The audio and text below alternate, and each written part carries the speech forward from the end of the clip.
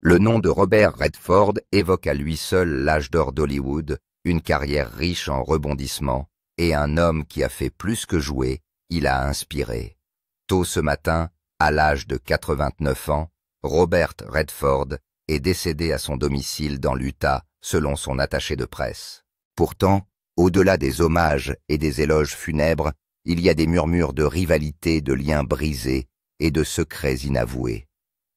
Derrière le sourire éclatant et l'image légendaire, il y avait un homme qui gardait des rancunes silencieuses, des relations érodées par le temps, et une distance par rapport à un nom en particulier. Une star si puissante, si inoubliable, et si peu disposée à lui rendre un dernier hommage. Ce qui les a séparés à la fin, la légende La Fin Tranquille. Lorsque la nouvelle est tombée le 16 septembre 2025. Hollywood et le monde entier se sont arrêtés. Depuis plus de 60 ans, Redford était plus qu'une star du cinéma. Il était réalisateur champion du cinéma indépendant et à l'origine de l'Institut Sundance, un moteur culturel qui a transformé la façon dont les films sont réalisés et vus. Pourtant, au cours de ces dernières années, Redford s'est progressivement retiré de la lumière des projecteurs. Le tournant s'est produit en 2018, lors de la sortie de The Old Man and the Gun. Lors d'interviews, il a confirmé ce que les fans soupçonnaient depuis longtemps, à savoir qu'il s'agissait de ses adieux en tant qu'acteur. Il y incarne un braqueur de banque vieillissant qui ne peut s'empêcher de poursuivre sa passion même à un âge avancé. Il a déclaré à l'Associated Press: « Je me suis dit qu'à l'approche de mes 80 ans, il était peut-être temps de prendre ma retraite et de passer plus de temps avec ma femme et ma famille. » Pourtant, il s'est attardé sur les écrans de cinéma une dernière fois.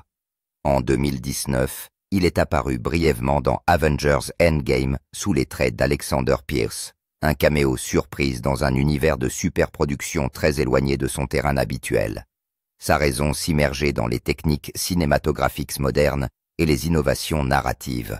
Les frères Russo ont par la suite partagé que Redford leur a dit que le jour du tournage serait son dernier jour en tant qu'acteur, son dernier salut dans une scène qui clôturerait discrètement une carrière extraordinaire. Nouveau chapitre.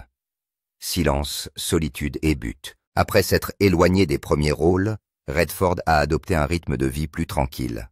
En 2020, il a vendu son ranch de chevaux dans l'Utah pour se concentrer sur sa maison de Provo Canyon et la propriété de Sundance, des lieux qui étaient devenus plus que des propriétés, mais des extensions de son esprit et de son héritage. Ces dernières années ont été marquées par un rythme plus lent, l'art, la nature, le travail environnemental, la peinture, la famille. Il a trouvé du réconfort en dehors de l'éclat d'Hollywood, dans des communautés fondées sur la créativité et la préservation. Entouré de sa femme, Sybil Zagers, de ses enfants et de ses petits-enfants, le dernier chapitre de la vie de Redford ressemble à un retour à soi. Mais même à la retraite, il ne s'est jamais éloigné complètement de la narration. Il est resté actif en coulisses, en tant que producteur et en soutenant des projets de manière créative. En 2022, il s'est impliqué dans la série Dark Winds, diffusée sur AMC, et en 2025, il a fait une dernière apparition à l'écran dans la 2e saison, un moment calme et pesant précisément parce qu'il était rare. Lorsqu'il s'est éteint paisiblement dans sa maison de Sundance, c'était plus qu'une fin. C'était l'achèvement d'un voyage vécu selon ses propres termes. L'avalanche d'hommages a confirmé ce que beaucoup savaient déjà, son influence s'étendait bien au-delà du grand écran. Acteurs, réalisateurs et producteurs ont indiqué que c'est grâce à Sundance qu'ils ont pu démarrer leur carrière, et les fans se sont souvenus des personnages inoubliables auxquels il a donné vie. Malgré ces éloges, le décès de Redford a également mis en lumière sa réputation controversée, qui a souvent été à l'origine de conflits à Hollywood. Redford avait travaillé avec de nombreux grands noms de l'industrie, mais il s'était aussi heurté à certains en cours de route, et ces conflits ont donné lieu à des spéculations sur les personnes qui pourraient ou non être présentes à ses funérailles. Les dernières années de Redford ont pu sembler paisibles en apparence, mais la vérité est que sa vie a toujours été marquée par de profondes luttes personnelles. Bien avant que le monde entier ne le célèbre comme une star de cinéma, il a porté le poids de la maladie de la perte et du chagrin d'amour, des expériences qui ont influencé les choix qu'il a faits à l'écran et en privé. Les luttes de Robert Redford ont commencé dès l'enfance, lorsqu'on lui a diagnostiqué un cas bénin de polio, une maladie qui à l'époque effrayait les parents dans toute l'Amérique. Bien que son état n'ait pas été aussi grave que dans beaucoup d'autres cas, et qu'il ait fini par se rétablir, l'expérience l'a forcé à se confronter à la fragilité à un jeune âge. Elle lui a également donné un sentiment de vulnérabilité plus profond que celui de la plupart des enfants de son âge. Cette prise de conscience précoce de la rapidité avec laquelle la santé et la stabilité peuvent disparaître l'a marqué tout au long de sa vie. La douleur de la maladie dans l'enfance a été suivie par quelque chose de bien plus dévastateur lorsqu'il est devenu adolescent. En 1955, alors que Redford n'a que 18 ans, sa mère, Martha, meurt des suites de complications pendant l'accouchement. La perte d'un parent à un âge aussi précoce l'a ébranlé à jamais, et il a souvent décrit sa mort comme l'événement le plus douloureux de sa jeunesse. Cette perte signifiait qu'au seuil de l'âge adulte, il devait vivre avec un sentiment constant d'absence et l'obligeait à faire face à des responsabilités et à des émotions que la plupart des jeunes hommes de son âge n'étaient pas préparés à gérer. Cela a également contribué au caractère introspectif que les gens ont remarqué plus tard chez lui, car l'expérience de la perte de sa mère lui a donné une gravité qu'il a conservée même lorsque le monde le voyait comme un garçon en or à l'écran. Après la mort de sa mère, la vie familiale de Redford à Van Nuys en Californie se complique. Il a grandi dans un environnement ouvrier, et bien qu'il y ait des gens autour de lui, il se sentait souvent isolé. Il a admis plus tard qu'il était un jeune homme solitaire, plus à l'aise dans ses propres pensées que dans les grands groupes, et que ce sentiment de séparation était un thème constant dans sa vie de jeunesse. Lorsqu'il a épousé l'historienne Lola Van Wagenen en 1958, la vie semblait s'ouvrir sur un nouveau chapitre plus heureux, mais la tragédie a frappé à nouveau presque immédiatement. Leur premier fils, Scott, est décédé à l'âge de 10 semaines seulement du syndrome de la mort subite du nourrisson. Ce décès a dévasté le jeune couple, et même si Redford n'en parlait que rarement dans les interviews, le chagrin ne l'a jamais vraiment quitté. La douleur de la perte de Scott lui a permis de mieux comprendre la fragilité de la vie familiale et a également renforcé sa détermination à protéger ce qui lui était cher de l'intrusion du public. Robert et Lola ont eu 3 autres enfants, Shawna James et Amy, et pendant de nombreuses années, leur mariage lui a permis de construire sa carrière. Mais l'ombre de la perte est revenue des décennies plus tard d'une manière tout aussi lourde que les premières tragédies. Son fils James, qui souffrait depuis longtemps d'une maladie rare du foie, a subi 2 transplantations pour survivre et a vécu la majeure partie de sa vie avec de graves problèmes de santé. Malgré sa maladie, James s'est forgé une carrière de cinéaste et d'activiste, travaillant souvent sur des projets reflétant ses passions pour l'environnement et les questions sociales. En 2020, cependant, James est tragiquement décédé à l'âge de 58 ans d'un cancer des voies biliaires, une complication de ses problèmes de santé antérieurs. Redford avait 84 ans lorsque cela s'est produit, et il a admis publiquement qu'il avait le cœur brisé. Perdre un enfant est un chagrin qui ne guérit jamais, mais en perdre 2 à des stades différents de la vie était un poids que même un homme de la force de Redford portait lourdement. Mais ces tragédies ne sont pas les seules batailles personnelles auxquelles Redford a dû faire face. Son mariage avec Lola a duré près de 3 décennies, mais ils ont divorcé en 1985. Redford n'a jamais alimenté les spéculations sur les raisons de leur séparation, refusant de faire de sa vie privée un divertissement pour les autres. Pour lui, ces détails ne sont pas destinés à la consommation publique, et son silence sur la question a renforcé l'habitude qu'il a toujours eue de protéger sa vie privée.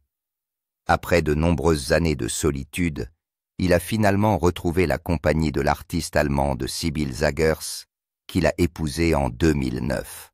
Avec elle, Il s'est construit une vie axée sur l'art, la nature et l'intimité, loin de l'industrie qui avait défini sa carrière. Contrairement à de nombreuses célébrités de sa génération, Redford n'avait aucun intérêt à exposer sa vie de famille pour attirer l'attention ou la sympathie du public. Il avait vu trop de pertes, et le meilleur moyen qu'il connaissait pour se protéger et protéger ses proches était de garder cette partie de sa vie à l'abri des caméras. Redford ne s'est jamais adapté au système hollywoodien. Il aimait faire les choses à sa manière et ne s'est jamais transformé pour plaire à l'industrie. Cependant, si cela a suscité l'admiration de certains, cela a également créé des tensions qui ont mis à mal certaines relations. Redford versus Hollywood. Robert Redford a beau être l'un des acteurs les plus connus au monde, il n'a jamais été totalement à l'aise avec les rouages d'Hollywood. Dès le début de sa carrière, il s'est senti mal à l'aise avec le fonctionnement du système des studios et n'a jamais hésité à faire savoir ce qu'il en pensait. Il parlait souvent de son aversion pour la politique des studios et la bureaucratie sans fin qui semblait accompagner chaque projet. Alors que de nombreux acteurs ont appris à naviguer dans le système en restant silencieux ou en faisant des compromis avec les dirigeants. Redford a souvent choisi la voie la plus difficile, insistant sur la liberté créative, même lorsque cela provoquait des tensions. L'un des premiers exemples les plus visibles est celui de The Great Gatsby en 1974.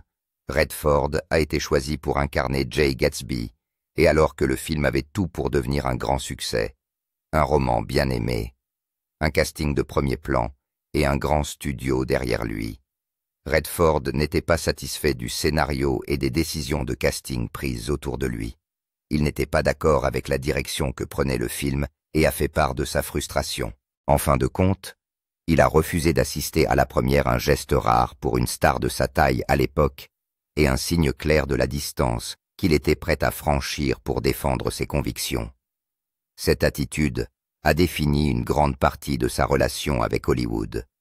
Il s'est souvent heurté aux dirigeants au sujet du contrôle de la création, se retirant des films lorsqu'il estimait que les projets n'étaient pas gérés d'une manière qu'il pouvait approuver. Par exemple, il aurait quitté un film intitulé Blue à la dernière minute, laissant le studio dans l'embarras.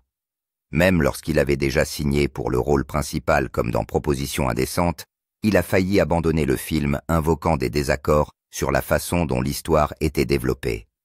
Pour les directeurs de studio, la réputation de Redford s'est compliquée. Il était bankable et aimé du public mais imprévisible lorsqu'il s'agissait d'achever des projets. Ses collègues et les dirigeants d'Hollywood se plaignaient souvent d'une autre habitude qui les frustrait.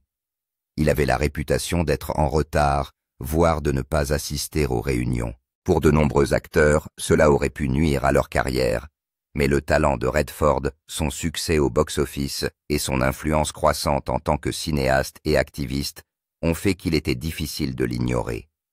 Il pouvait se permettre de prendre des risques dans sa carrière, car il avait acquis suffisamment de pouvoir et de crédibilité pour que les gens continuent à vouloir l'impliquer dans leurs projets, même s'il n'était pas la star avec laquelle il était le plus facile de travailler. Mais Redford ne considérait pas ce comportement comme une rébellion en soi. Il n'aimait pas du tout l'importance accordée par Hollywood à l'argent et au contrôle plutôt qu'à l'art, et il pensait que les cinéastes avaient besoin d'un espace alternatif pour créer des œuvres selon leurs propres termes. Cette conviction l'a conduit à l'une de ses plus importantes contributions à l'industrie, à savoir la création de l'Institut Sundance et du Festival du film de Sundance. Redford voulait que Sundance soit un havre pour les cinéastes indépendants qui luttaient pour percer dans une industrie dominée par les grands studios. Il a donné aux jeunes réalisateurs et scénaristes les moyens de raconter leur histoire sans avoir à l'édulcorer pour des raisons commerciales. L'impact de Sundance ne peut être surestimé. Des réalisateurs comme Quentin Tarantino, Chloé, Zhao Ryan Coogler et d'innombrables autres y ont d'abord attiré l'attention, utilisant le festival comme rampe de lancement pour des carrières qui allaient par la suite remodeler Hollywood. Pour Redford, Sundance était plus qu'un événement cinématographique. C'était un contrepoids direct au mercantilisme hollywoodien. Il représentait le type de cinéma auquel il croyait un cinéma qui laissait la place à de nouvelles voix et à des idées risquées plutôt qu'à des superproductions sûres et prévisibles. L'indépendance de Redford ne se limitait pas à la réalisation de films. Il s'est également exprimé ouvertement sur des questions sociales et politiques, à une époque où de nombreuses stars restaient silencieuses de peur de s'aliéner le public. Il s'est servi de sa notoriété pour défendre l'environnementalisme, les droits des Amérindiens et les causes de la communauté homosexuelle en intégrant souvent ces thèmes dans les projets qu'il choisissait de soutenir. Des films comme The Candidate et All the President's Men n'étaient pas seulement des drames politiques divertissants, mais aussi des reflets de sa propre conviction de remettre en question l'autorité et de demander des comptes aux institutions puissantes. Pour Redford, l'art et le militantisme ne sont pas deux choses distinctes. Ils étaient liés et il a utilisé la portée d'Hollywood pour mettre en lumière des causes qui lui tenaient à cœur. Bien sûr, son franc-parler et son refus de se plier aux normes hollywoodiennes ne lui ont pas toujours valu des amis. Tout au long de sa carrière, des rumeurs ont circulé selon lesquelles il aurait refusé de retravailler avec certains acteurs ou réalisateurs à la suite de conflits personnels ou professionnels, mais fidèle à son caractère, il n'a jamais fait état de ses différends en public. Il pensait que le silence était plus puissant que les querelles, et même s'il avait des opinions bien arrêtées sur les personnes avec lesquelles il était en conflit, il évitait de faire de ses désaccords les gros titres des journaux. Cela le rendait à la fois respecté et mystérieux, car ses collègues ne savaient jamais vraiment ce qu'il pensait, mais ils savaient à quoi s'en tenir avec lui, s'ils avaient travaillé ensemble et n'avaient pas réussi à gagner sa confiance. Cette indépendance, ce refus constant de la tradition hollywoodienne, était à la fois la raison de ses plus grandes réussites et la cause de ses relations les plus tendues. Pour chaque personne qui l'admirait parce qu'il restait fidèle à lui-même, il y en avait d'autres qui le trouvaient difficile, intransigeant, voire arrogant. Pourtant, Redford ne jouait pas un rôle. Il a vécu sa carrière de la même manière que sa vie privée, en fixant des limites fermes et en s'en tenant à ses principes, quel qu'en soit le prix. Et si Redford citait rarement des noms lorsqu'il s'agissait de ses conflits, certaines relations professionnelles se sont brisées si publiquement qu'il est devenu impossible de les ignorer. L'un d'entre eux impliquait l'un des plus importants scénaristes du XXe siècle, un homme dont les mots avaient contribué à définir la carrière de Redford à ses débuts. Mais leur chute a montré que même les partenariats fondés sur l'excellence ne pouvaient échapper aux pressions de l'ego du contrôle et de la politique hollywoodienne.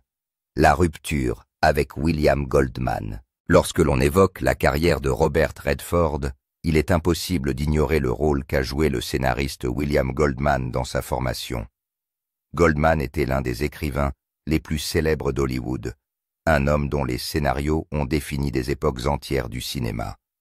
C'est à lui que l'on doit Butch Cassidy and the Sundance Kid, le film qui a permis à Redford de décrocher son premier rôle, mais aussi d'associer à jamais son nom à l'identité de Sundance. Goldman écrira par la suite plusieurs autres films à succès, remportant au passage 2 Oscars du scénario et se forgeant la réputation d'être l'un des scénaristes les plus pointus et les plus influents de l'industrie. La première collaboration entre Redford et Goldman semblait parfaite. Goldman apportait des dialogues pleins d'esprit et une structure narrative solide, tandis que Redford apportait sa notoriété, son charisme et son sens aigu de la présentation des personnages à l'écran. Ensemble, ils ont créé des moments qui ont marqué l'histoire du cinéma. Mais sous le succès, il y avait des divergences créatives qui allaient se transformer en l'une des fractures les plus douloureuses de la carrière de Redford. Le point de rupture s'est produit lors du tournage de Tous les hommes du président en 1976, l'adaptation cinématographique de l'enquête de Bob Woodward et Carl Bernstein sur le scandale du Watergate. Redford était très investi dans ce projet. Il avait personnellement acquis les droits du livre, il produisait le film et il y jouait le rôle principal de Woodward. Pour lui, c'était plus qu'un film de plus. Il s'agissait d'une déclaration sur le journalisme, la vérité et le pouvoir. Pour cette raison, il voulait que chaque détail soit parfait des performances au scénario. William Goldman a été engagé pour écrire le scénario, et sur le papier, Il semblait correspondre parfaitement au projet. Goldman venait de remporter un Oscar pour Butch Cassidy et le Kid de Sundance, et il était connu pour transformer un matériau difficile en un drame captivant. Mais au fur et à mesure de la production, Redford et le réalisateur Alan Pakula se sont montrés de plus en plus frustrés par les ébauches de Goldman. Ils estimaient que le scénario était trop stylisé et qu'il ne rendait pas compte des détails bruts de l'enquête que l'histoire exigeait. Redford a affirmé par la suite que Pakula et lui avaient fini par réécrire eux-mêmes de grandes parties du film, ne laissant qu'environ 10% du scénario original de Goldman intact. Cette déclaration faite publiquement par Redford a frappé Goldman de plein fouet. Pour un scénariste qui s'enorgueillissait de son métier et qui avait déjà tant apporté à la carrière de Redford, apprendre que sa contribution avait été réduite à presque rien n'a été ressenti comme une trahison. Goldman insista sur le fait que même si des révisions avaient été faites, l'épine dorsale du film restait son travail, et il était furieux que Redford minimise son rôle de manière aussi sévère. Malgré les tensions, Goldman a remporté l'Oscar du meilleur scénario pour Les Hommes du Président. Mais la victoire a été compliquée. Dans les coulisses, l'industrie s'est interrogée sur la part du film final qui provenait réellement de la plume de Goldman. La Writers Guild of America a mené une enquête sur la question examinant les projets et les révisions, et a finalement décidé que Goldman devait être crédité en tant qu'auteur unique du scénario. Il s'agissait d'une reconnaissance formelle que malgré ce que Redford et Pakula avaient prétendu, la contribution de Goldman restait centrale dans le film. Pour Goldman, cet épisode a laissé des cicatrices qui n'ont jamais complètement guéri. Il estimait que Redford avait tenté de réduire son rôle dans l'un des projets les plus importants de sa carrière, et que leur partenariat créatif, autrefois si prometteur, s'était effondré sous le poids de l'ego et du contrôle. Les deux hommes ne se sont jamais réconciliés publiquement et bien qu'ils aient travaillé sur d'autres projets, leur collaboration s'est effectivement arrêtée là. Redford, qui appréciait la loyauté et les relations à long terme, sembla accepter la distance, tandis que Goldman, qui avait mis tout son cœur dans le scénario, garda le ressentiment pendant des années. Aujourd'hui encore, de nombreux fans se remémorent cet épisode et se demandent ce qui aurait pu se passer si Redford et Goldman avaient réussi à préserver leur relation de travail. Auraient-ils pu créer ensemble d'autres films du même niveau que Butch Cassidy et tous les hommes du président? Ou la rupture était-elle inévitable, étant donné la détermination de Redford à façonner ses projets exactement selon sa vision? En fait, Redford n'a jamais parlé en profondeur de Goldman après leur séparation, et Goldman lui-même a porté sa déception discrètement mais fermement, laissant la plaie non cicatrisée. Hollywood regorge de partenariats qui se désagrègent, mais celui-ci se distingue par le fait qu'il implique deux personnalités qui avaient autrefois défini le travail de l'autre. Leur rupture a marqué la fin de l'une des plus importantes collaborations créatives de Redford et a révélé une fois de plus à quel point sa relation avec Hollywood était compliquée. Toutefois, ce ne sera pas la dernière fois que Redford se trouvera en désaccord avec un autre géant de l'industrie. Après William Goldman, un autre acteur doté du même pouvoir, de la même influence et d'un sens de la fierté tout aussi inflexible se retrouvera de l'autre côté de l'obstination de Redford. Robert Redford versus Jack Nicholson. Lorsque deux des plus grands noms d'Hollywood s'élèvent en même temps, les comparaisons et les rivalités sont presque inévitables. Robert Redford et Jack Nicholson sont tous deux nés dans les années 1930. Ils sont tous deux devenus de grandes stars à la fin des années 1960 et au début des années 1970 et ont tous deux représenté des aspects très différents du cinéma américain. Redford était l'enfant chéri blond-beau et souvent interprété comme un héros américain. Nicholson, en revanche, apportait une énergie plus sombre et plus rebelle, projetant du cran et de l'imprévisibilité dans presque tous ses rôles. Ils étaient rarement considérés comme des amis, et bien qu'ils ne se soient jamais ouvertement affrontés en public, les initiés d'Hollywood ont souvent chuchoté leur discrète rivalité. Les différences entre les deux hommes sont apparues à quelques moments clés, notamment autour de The Great Gatsby. Au début des années 1970, lorsque Paramount Pictures développait The Great Gatsby, un certain nombre de grands noms étaient pressentis pour le rôle principal. Le nom de Jack Nicholson figurait parmi eux. Le rôle de Jay Gatsby était l'un des plus convoités de la décennie et l'occasion d'incarner l'un des personnages les plus emblématiques de la littérature.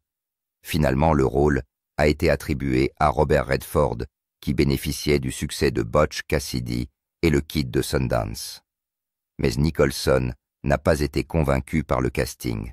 Il aurait estimé que l'image de Redford était trop propre, trop privilégiée et trop polie pour incarner le gréviste hanté et ambitieux que F. Scott Fitzgerald avait créé dans son roman. Gatsby, selon lui, était un homme qui portait les cicatrices de la lutte et du désespoir, quelqu'un qui avait bâti sa fortune, non pas grâce à ses privilèges, mais grâce à un désir incessant de s'élever. Nicholson pensait pouvoir apporter cette crudité au personnage, ce que Redford ne pouvait pas faire. Les réserves de Nicholson à propos de Redford dans le rôle n'étaient pas un secret. Il remarquera plus tard que Redford avait l'air d'un privilégié, ajoutant que Gatsby, en tant que personnage, ne se soucierait pas de s'élever. Pour Nicholson, Redford n'avait pas le tranchant, la fin et l'histoire rude qui définissaient l'essence de Gatsby. Il ne s'agissait pas d'une insulte au talent de Redford, mais d'une déclaration brutale sur la différence de vision que les deux hommes avaient du même personnage. Ces commentaires de Nicholson ont laissé une impression. Redford a toujours fait attention à la façon dont il était perçu par la presse, choisissant ses mots avec prudence et évitant les conflits inutiles. Cependant, Nicholson était plus direct et souvent sans filtre. En remettant en question l'aptitude de Redford à jouer Gatsby, Nicholson a non seulement rendu publique leur divergence, mais il a également alimenté la perception selon laquelle les deux acteurs se considéraient mutuellement avec scepticisme. La conviction de Nicholson qu'il aurait pu apporter plus de profondeur à Gatsby n'a jamais été vérifiée, car il n'a jamais joué le rôle, mais l'idée a perduré dans les conversations hollywoodiennes. La version 1974 de The Great Gatsby, avec Redford dans le rôle principal, n'a pas connu le succès escompté par le studio. Le film a reçu des critiques mitigées, la plupart d'entre elles soulignant la surface brillante du film et son manque de mordant émotionnel. Les commentaires de Nicholson semblaient prophétiques, comme s'il avait prédit exactement pourquoi le film allait échouer. Mais le moment Gatsby n'est pas la seule fois où Redford et Nicholson se sont retrouvés à tourner autour des mêmes rôles. Ils ont tous deux été envisagés pour le rôle de Michael Corleone dans Le Parrain.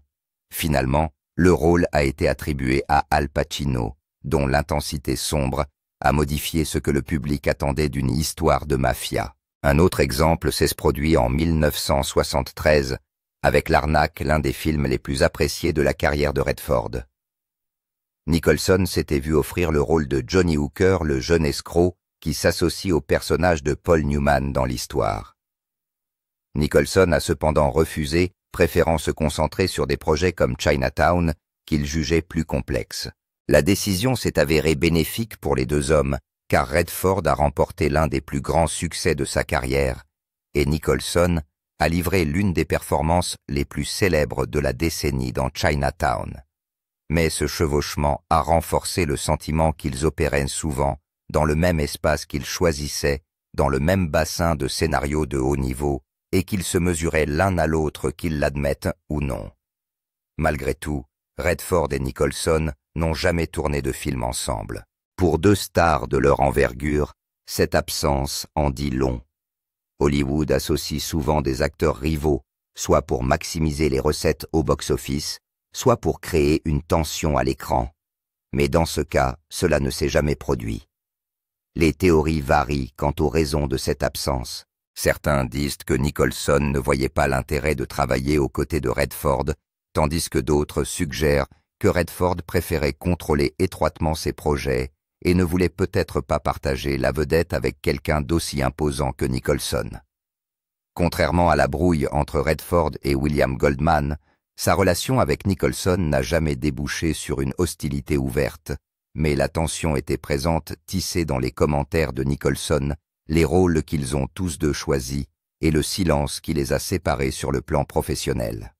Pour le public, cette rivalité était restée pour l'essentiel derrière le rideau visible uniquement dans les citations occasionnelles ou les scénarios hypothétiques sur les rôles qu'ils auraient tous deux pu jouer, mais elle a ajouté une nouvelle couche à la relation compliquée de Redford avec Hollywood. C'était un homme qui inspirait l'admiration, mais aussi le scepticisme. Il était talentueux, mais parfois trop contrôlé, trop poli et trop prudent. Selon vous, avec quel autre acteur Robert Redford a-t-il eu des problèmes? Dites-le nous dans la section des commentaires ci-dessous. Si vous avez aimé cette vidéo, n'oubliez pas de cliquer sur la vidéo suivante sur votre écran, comme cette vidéo, et abonnez-vous à notre chaîne pour plus de mises à jour.